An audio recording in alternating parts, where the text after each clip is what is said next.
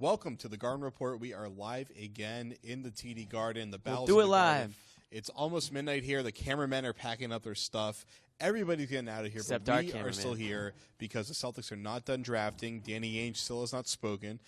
He's in the bunker. He'll be speaking before 4 in the morning, allegedly. We'll see what happens here. But with the 37th pick, the Boston Celtics selected Semi Ojeleye out of SMU. Shimmy. So you can give me the microphone. So I can take it away here. So Shimmy is a bruising Jay Crowder type. He is built. He is big. He may not be tall, but he is big horizontally. Yep. He is girthy. He's and he has a 40.5-inch vertical Girthquake. off of 2 feet. They call him, is that his new nickname, Yeah. the Girthquake? I like that. It's actually pretty cool. So he's a 40.5-inch vertical guy off of 2 feet. He's a 2 feet explosive leaper. He can finish above the rim. He can get his head up near the rim. He has a good spot-up game. He actually was number 1 in the NCAA in pick-and-pop spot-up shooting. So Fun fact. That's something the Celtics run a ton of, so that's really useful there. He was at 2.19 points per possession, which is an insane efficiency. It's basically him hitting like 2/3 of his threes off of that play. It's pretty insane. That was from Good outside shooter. Yeah, Synergy Sports on that stat. He is a kind of guy that the Celtics love. He fits that mold. He has a lot of similarities to Jay Crowder. I think most of the player comps that he gets on these mock drafts are actually Jay Crowder himself. Okay. A little bit of Stanley Johnson. He was a little ranked, interesting. I know, right? Perhaps a Jay Crowder replacement? Very much perhaps a Jay Crowder replacement. So Draft Express had him all the way up at, I think, 21 on the draft board. They get him at 37, 21, whatever, somewhere around there. He was someone that before the workout season was starting in, like, he was kind of in the mid-40s in the mock drafts as the greatest show host of all time, walks behind our camera. See you, Drapes. Kyle Draper. Peace out, buddy. Drapes interrupts. Don't swear. We're live right now. God damn it, Drapes. So Whoa, what? they can't say that. We'll bleep that out.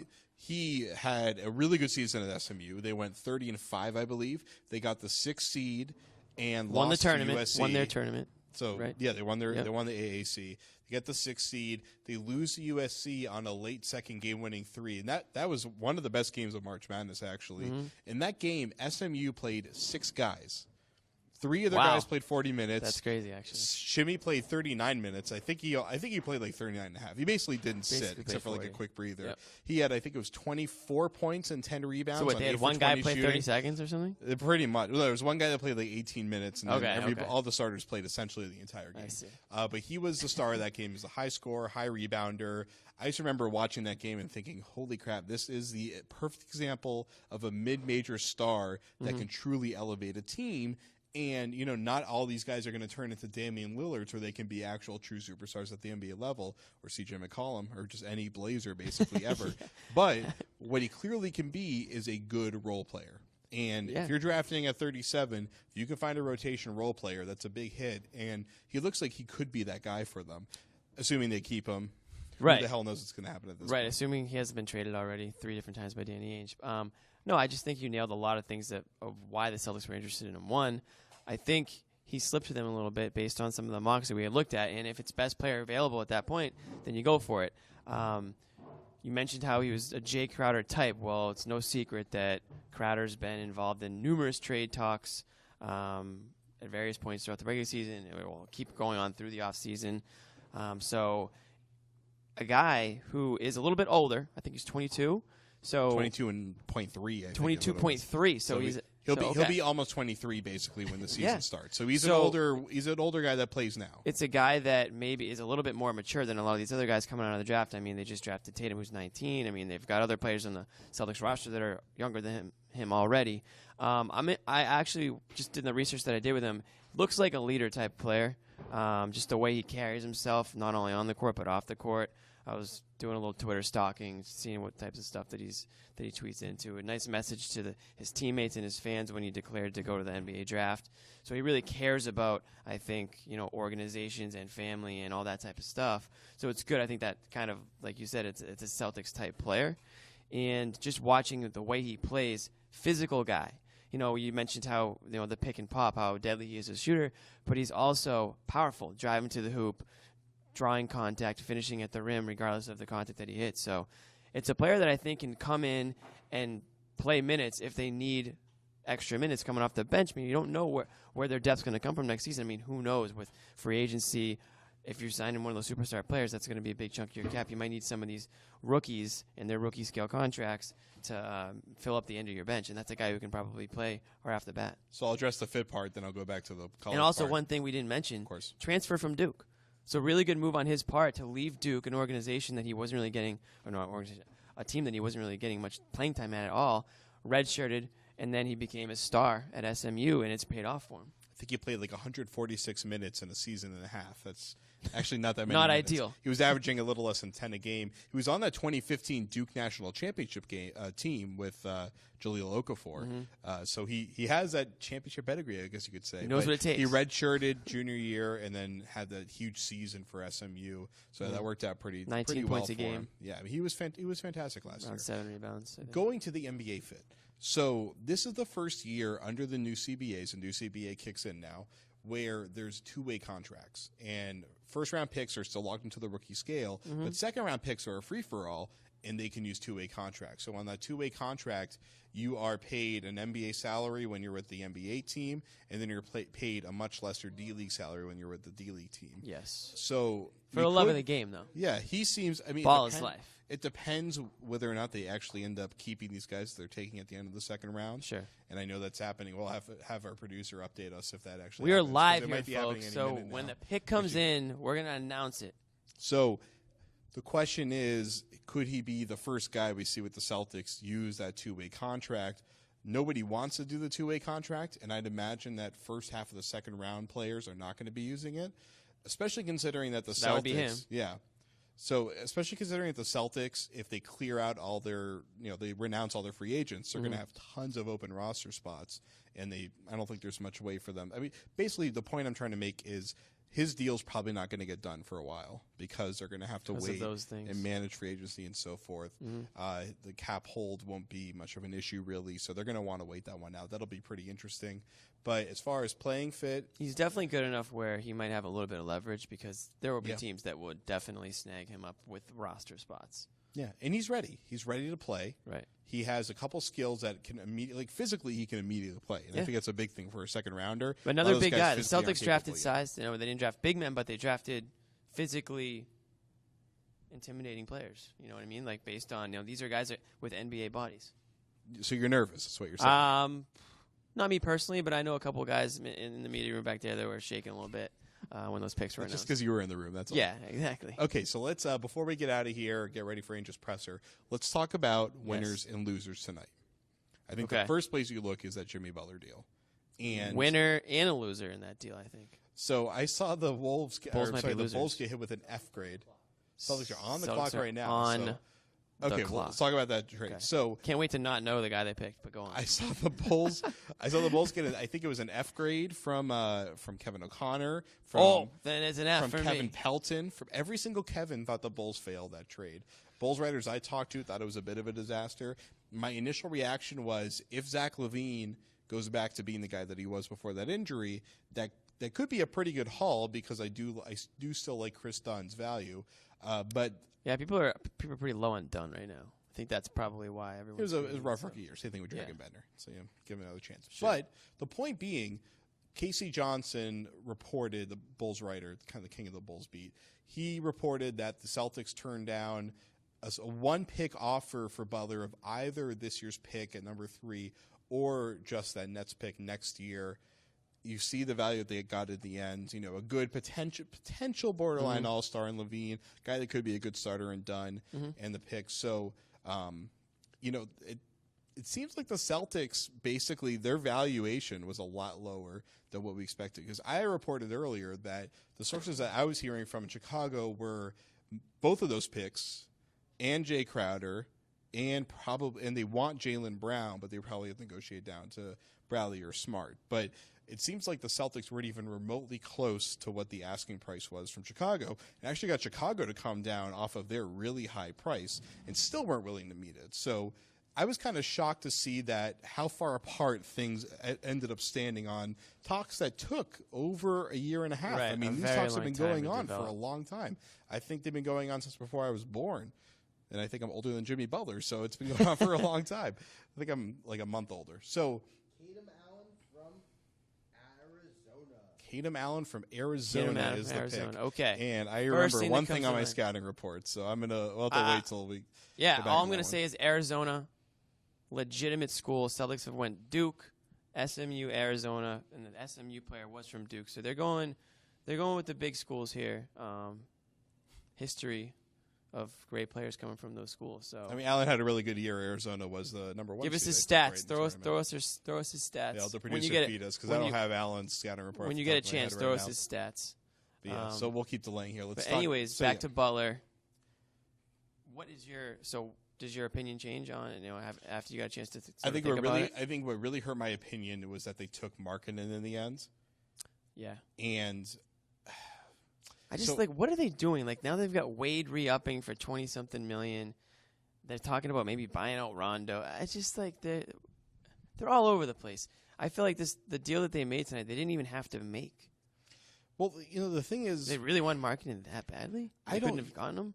I'm really on the fence about Markkanen's potential. I mean, I think he'll be a starter, and I said on the first They Guard traded a Report top live, 15 player in the NBA. Yeah, for three guys that And could a be first solid round pick. starters. They had to trade a pick with it. And that was the thing was they lose a pick, and that shouldn't have pick, to trade a that first pick round ends up pick. being an athletic big that could have probably helped them too. You 'cause shouldn't they have to could use- trade a first round pick if you're already trading like a perennial all-star.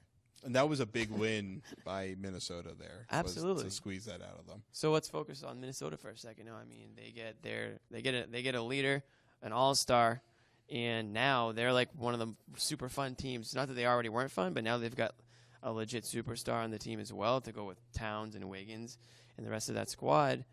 That's a league pass alert team. And they have a great complementary core, and that's what's And exciting Tibbs about to be them. screaming bloody murder the entire time. I'm happy that Tibbs has who he wants. I think that's what's Yeah, important here. you got to pick him, right? Yeah, because I mean, if you're someone that's followed the Celtics, you obviously adore Tibbs. I mean, he's an icon here, and he's one of those guys that if you give him the right pieces, he's capable of really molding them and elevating them to be exactly what he wants. So he's one of the coaches in the league that I think if you give him exactly the pieces he needs, he can make the most out of it more than anybody else out there. SVG is another guy that you think of that can do that, but he hasn't Basketball had that kind guys. of luck. It's I think what's great about this trade is that we're not wasting Jimmy Butler's prime on this terrible Bulls team. Which, when I say terrible, I mean a team that could have beat the Celtics if Rondo never got hurt. But let's be real, that team... They were just... the team... That wasn't really them. They stumbled through the entire year and then put it together at the end. This is a much better situation. It gives a potential Hall of Fame caliber player in Karl Towns, an MVP caliber player in Karl Towns, a partner at that actual level, of that near MVP level. It sucks that the Celtics weren't able to pull this off, and it seems like they were the ones in the driver's seat because the asset ask out of them wasn't really that significant as far as putting a dent in their stockpile. It also makes me wonder, what do they know about free agency that we don't know that they were willing to pass up on acquiring Butler? Maybe they are more confident in a Gordon Hayward or a Blake Griffin than we know. Maybe they know something. So I think those Hopefully are pretty complementary pieces. I think you could put Butler between either of those guys, especially Griffin, obviously. But you can, I think, a backcourt. Salary cap wise, though, they can still make it work. Still make it all work. Okay. Yeah. They would have to give up more talent because they can't include Tyler Zeller in a trade, and then still because they need to waive him in his $8 million to clear off that money to fit the max player. So they would have to give up Crowder and probably Bradley, who's making $8 million. So they'd have to give up more talent. But you're happy to trade Jay Crowder and Avery Bradley if you're going to replace him in the starting lineup with two All NBA players or Hayward, who is almost They All must. NBA. Then it must be that they really, really do like Tatum, and I think they do like Tatum a lot. That they wouldn't trade essentially Tatum for Butler. Okay, but that's essentially what the trade was being offered. Is that the report? I think it was more than that, but that was like the 3 pick would have been the centerpiece there. But now that you've gotten to watch Tatum for a few more hours after the pick, and we just got to talk to him on the conference call where I asked him what is the thing that he needs to do at the NBA level to bring his college game up to the NBA level, to be that kind of bruising, dynamic, fluid scorer that he was at the college level. And he said he has to get bigger. and that's his focus. He said he's only 19, and he thinks his body has a lot more growing to do. He's going to fill still into him, filling into his for frame. sure. And that was after Mark Murphy, the Herald, was asking him about putting on 10 pounds this year, and he thinks he's got another 10 to 20 pounds to go. He already has a pretty good prototypical frame, but you could see areas where he could grow, kind of in the way that Carmelo Anthony did, where Carmelo was kind of well built when he got to the league, although he did need to get into better shape. Exactly. But he really kind of filled out that frame. There's an obvious comparison there. I mean, he compares very favorably to Carmelo. He said that Paul George is his model. That's his player model. He also was asked about Pierce, and he said, I admire Paul Pierce as well. Actually, my favorite part was he was asked, you got to sneak in the Pierce. you followed Kobe. You're a Kobe fan your whole life. You're a Laker fan. How does it feel now to be on the Celtics? And he said, oh, well, I loved Kobe when I was a kid, but I'm a Celtics fan now. Oh, okay. So Good answer. Good answer. The PR staff is already getting to him very early. Yeah, That was smart. He didn't talk himself in any trouble during the press conference. He barely talked at all. No, during the a conference man of call. few words. I didn't get much out a of him. Belichick guy. Maybe Yeah. he's got a future in football if this doesn't work out. He'll But get along with Jaylen Brown pretty well, at least. the physical, we already mentioned it earlier. But I mean, if that's one of his goals, I mean, that's a goal that he's going to be able to reach because you can just tell he's got the NBA body. You can see that when he's playing college, he just looks bigger than a lot of the guys that he's guarding. And that's why he played some power forward up there, even though in the NBA maybe more featured as a wing, at least to start. But he can switch on those bigger bodies because he's got that bigger frame. And like I said, put him in the NBA, get him on the diet plan, on the workout schedule. That's all going to come naturally. And like you said, 19 years old, plenty of room to grow. I don't think I think that's something that the Celtics was one of the things that really drew them in was this kid's size and his ability to fill into that size. And there's a lot more playmaking ability to be developed there, and I think him and Jaylen Brown should complement each other pretty well. I know Jaylen wanted them to take Josh Jackson, who's his boy, but I think he's more duplicative with Jackson and actually more complementary to Tatum. Tatum plays better with the ball in his hands. I think Brown is at his best with the ball out of his hands. They're going to complement each other very nicely. I mean, what I saw to Jaylen in the playoffs, like I said in the first video we did earlier tonight. The new bird on the Celtics, Jabari Bird. Oh wow, Jabari Bird picked. We got a Bird at the end there out of Cal, so they don't get robbed, but they get. You got any Bird. stats for us on that first dude? What's his name again? Kadeem Allen. So Kadeem Kadeem Allen. Allen out of Arizona, getting fed by the producer right now. 9.8 points. 9.8 points. Okay. Not going to light it up. 1.6 steals. Okay. There it is. 9.8. And they get Jabari Bird out of Cal. So Those are it's some complete analytical night. stats right there. I can hear Jabari Gary Bird. Washburn cheering somewhere. What in the number garden is he right going to now. take? Bird. Maybe I don't know. You can do could have 88. another Bird. It's like double 33. Ooh, I like Yeah, that. and we know Tatum's getting 11. He's filling Evan Turner's shoes. Tatum's getting 11. That's a big shoe to Jabari fill there. Bird. So that'll Okay. be pretty interesting. Bird. All right, well, that's going to do it for us here on Bird's this the Garden word. Report Live. We're going to be back live with Danny Ainge's press conference Danny coming Ainge up is shortly. coming up very soon. I will tweet it out when we get word that Ainge is going to be coming out. We're going to go set up over there now. Guys, Hopefully let us it'll know be what you soon think. because the draft is ending. Let us know what you think of the live broadcast, too. That's right. We're going to More be doing of a these- lot more of more these to come. live stuff in the near future. All right, we got stats Throw for some Jabari. Bird stats Let's at put us the mic real over quick. towards the producer, Jeremy here. 2016, 2017, 14.1 points. 14.1 points. Okay. An assist, 0.7 steals. And, he's going to be Okay, so not quite Larry Bird numbers. He's got some shoes to fill, but hey, he's got the name. That's all that matters. Yeah, they can use them as they're going to need perimeter A help. lot of marketing. They want more shooting, this so guy. Bird makes sense there. So that's going to do it for us See here. if he makes the team. Yeah, of course. It could be a two-way guy. So we'll see him in Maine. We'll see you here on the CLNS Media Network YouTube channel. Follow me at Jared Weiss NBA, Jimmy_Toscano, Yes. Jeremy Karpf NBA, and we'll be back soon At me. live on the CLNS Media Network YouTube channel in probably a few minutes. Who knows how long it's going to be, but Danny Ainge's press conference will have it for you live here. Check my Twitter, Jared Weiss NBA. I'll be tweeting it out when we're going live.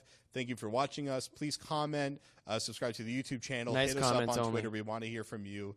We're doing these live broadcasts now. It's a new thing, new technology we're working with here, and I'm barely awake right now, so I'm just trying to get through the end of this, and we thank you for participating and listening. We'll see you in a bit.